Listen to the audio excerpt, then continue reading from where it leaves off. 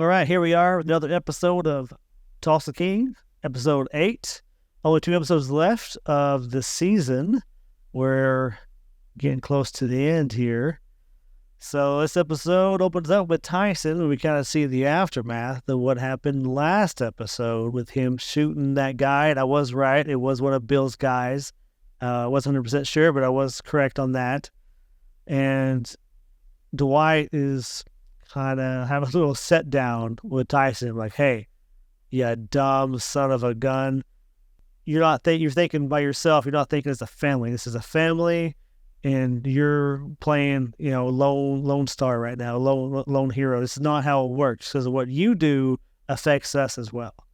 Yeah, and that's the thing that's the thing with Tyson. He's got too much of a hot head considering what had happened. And I get it, like his dad almost died. Like I would be very upset as well. But, at the same time, he's got to see the grand scheme of things. And I know a lot of it is because he's young. And that's why he's so gun-ho. Yeah, he's young and he wants to make a name for himself.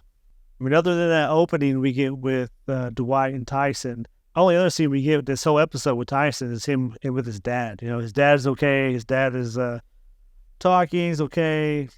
But his mom comes in, and then, he takes off. And they kind of have like a heartfelt moment. He says, do we think...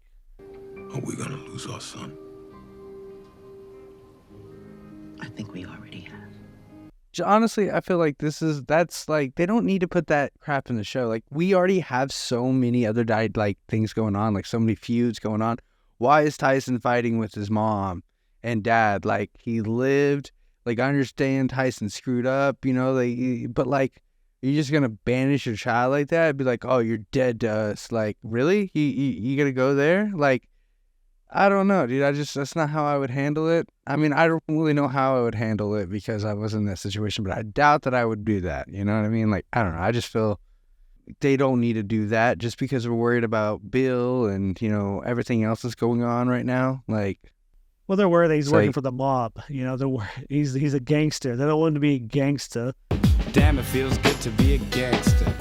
They want him to have a 9-to-5 job, But even Dwight said in this episode, he's like, if this was a real mob, then I'd have grounds to have you killed, basically. So pretty much, yeah. If this was the real mob, if we were back in New York, you'd be dead, son. D. But since Tyson did that to Bill's guy, now Bill is pissed off and wants to attack Dwight, which he does. He sends. I thought this was pretty damn funny. So he sends 2 guys to try to whack Dwight, right? And they're watching his house. And they're parked on the street. And that guy who is the HOA guy drives by. He's like, hey, gentlemen. Excuse me, gentlemen. If you're here to visit and you want to leave this car parked out on the street, you're going to need a temporary parking pass. Who are you here to see? They're like, oh, we're here to see Dwight. Oh, Mr. Manfredi. Oh, okay. I thought that whole scene was pretty damn funny. I love that guy. That guy is awesome. Like, he is hilarious. I think he's the funniest part of the show. Because he's just such an idiot. Like, he's like such a goody two-shoes. He's like innocent. He's so innocent. He just doesn't know. No idea. Yeah, he has no idea these guys are actually here to cause havoc. He's like, oh yeah, go. Yeah, he's not here today. I'll tell you. But I tell you where he's at. He's just so naive. But I think he adds a little bit of comic relief to the show. Definitely to this episode, for sure, because this episode is very hot and steamy in terms of feud. Yeah, so we know Bill's going after Dwight. First, Bill calls Chicky, and then they go after it, and he's pretty much saying, "Hey, we're going to attack Dwight." And Chicky's like, "You do whatever you got to do." Well, that's the thing with like the conversation with Bill and Dwight was he was like, "Hey, was this you?" He said, "No," and that's when he's like, "Okay, well then it was Dwight," and that's when he's like, "Okay, we'll." No, you said Dwight. You mean Chicky? Oh yeah, Chicky. Yeah, he said. He's like, all right. Well, then I'm going to go after Dwight from here. Yeah, exactly. Yeah. Well, then while Chicky is talking to Bill, his right hand man so Vince listens, to the conversation, and he's, he of course he doesn't agree with what Chicky's doing, so he goes and has a sit down, and he finally pulls the trigger to get Chicky out of there. Has a sit down, say we want you out. Chicky freaks out. I thought he was going to kill him, like right then and there. But of course, they take his gun away, so he can't do anything too drastic. But I do see in the future him killing Vince. Yeah, I mean, if Cheeky spirals because he's like, hey, you need to cut the drinking out, and I don't think Cheeky's gonna do that. He already killed his dad, so he's kind of a hothead. You know what I'm saying? And that's kind of what they were telling him. You're a hothead. You're egotistical. Like you are not what we need right now as a leader. Like you can't lead us because you can't even lead yourself. Yeah, exactly. He's making a lot of bad decisions, but I do think he's more assertive than what Vince is. He definitely knows how to deal with Bill and Dwight way better than what I think Vince would. Yeah, Vince is a little too passive. Yeah, exactly. So next we have Cal went to Bill because the triads basically made him an offer he couldn't refuse. Basically, said like, hey, you give us $1,000, we'll pay $1,000 for your business, all right? Yeah. And we won't kill you. Exactly.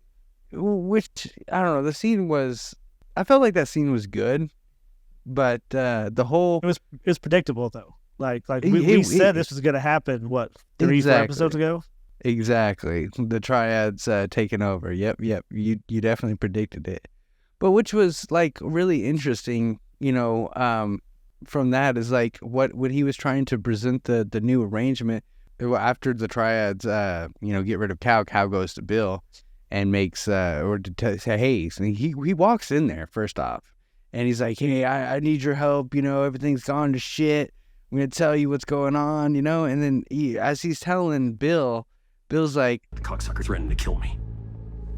How is that my problem, Cal? It's like, who let you in? Exactly. Like, what is even happening right now?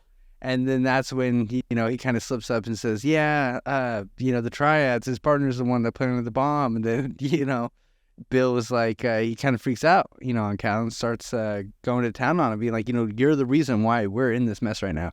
You are the reason why we are going to war. You're the reason why my guy just got shot. I half expected Bill to call Dwight immediately, like, hey, man, I'm sorry. This was all Thresher and his dumbass triads.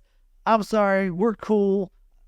This is all with him. So I'm cool with whatever you did. If you're cool with whatever I did, you just handled Thresher. That's what I was hoping was going to happen, but of course it's not what happened. No, that would have been terrible, right? that would have been terrible. Oh god! I know it would have been, but it was just that's my thinking. It's like let's get it over with. Let's move on, and then but yeah, it's not. That wasn't really the way to go. But I half expected that to happen in this show. You know what I mean? Because of the writing and everything.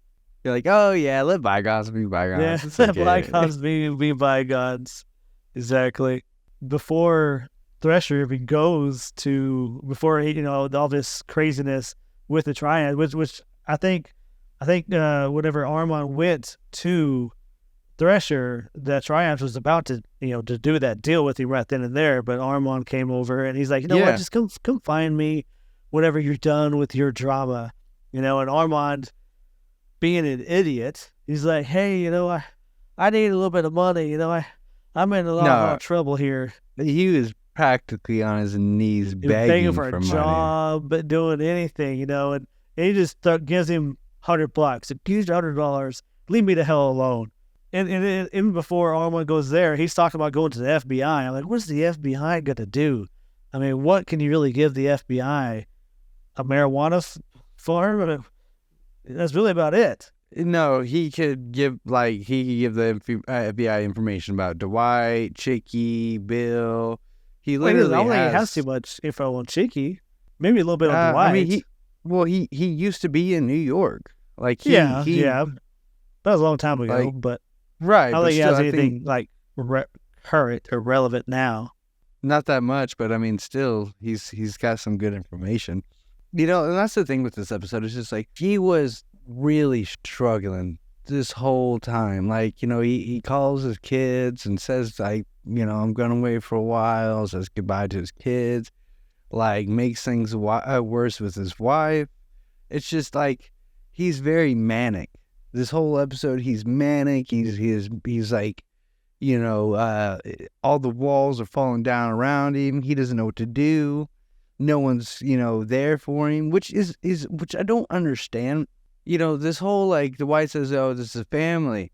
Where has Armin been in this whole family thing? Like, he's just been like the black sheep. He didn't want to be a part. Like, he didn't want to be a part of it. Like, he didn't want to be in the thing, like in the first season. He doesn't want to be a part. So he was just wanted to work on the farm or whatever. And I guess he had to pay Dwight money, I guess. Why? For protection? I guess for protection? I don't know. I don't know.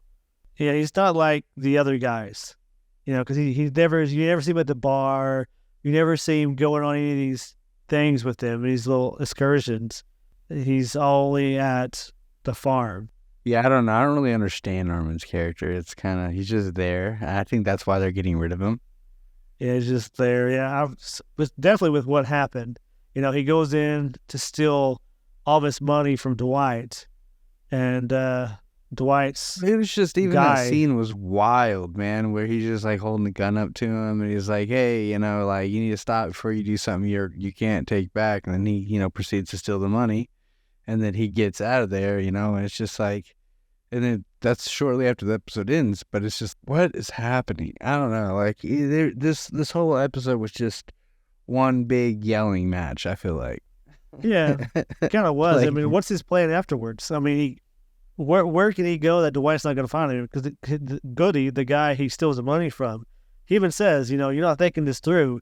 Dwight is going to find you, and he is going to skin you alive. And he's just, I don't know why he's so.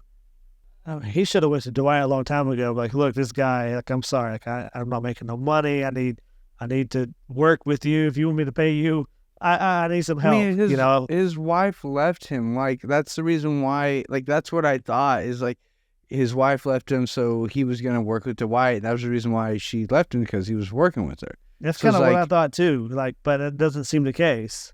I don't understand what they're doing with Armin. Like, I'm really confused. Yeah. I mean, that makes two of us. I'm really confused as well. Not gonna lie. So there's one more scene that I thought was pretty funny. You know, besides the HOA guy, whenever all Dwight's guys they're getting off the guns, and one of them pull out a grenade launcher. I'm like, Jesus Christ, it's a grenade launcher. That is so cool. And hopefully we get to see the grenade launcher in use, because that would be pretty awesome, I think. Very Oklahoma. It's like, you know, like the New York mobs, you know, like they all bring out some guns, pistols, rifles, Yeah, they have whatever. pistols. But got like grenade the launchers in Oklahoma Oklahoma. mob, yeah, exactly. It's like everyone pulls out some gun, and you got the big boy in the back that pulls out the grenade launcher. And it's like, time to blow shit up. Yeah, exactly.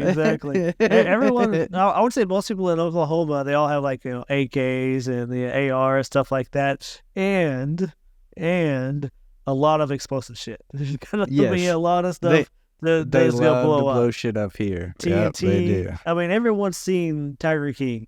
You know, that guy had a lot of shit he was blowing up, and it's very similar, especially out here in the country. Is very, very common. But anyways, that is our take on episode 8, Under New Management. Only 2 episodes left of the season. We can see what happens with Armand, see if he survives the season. I am guessing no. We can see what happens with Chicky. Will he take charge, or will they push him out? I personally think Vince is going to die and Chicky's going to take back over. But we will see coming up. Anyways, thanks for checking us out, and we'll catch you next time.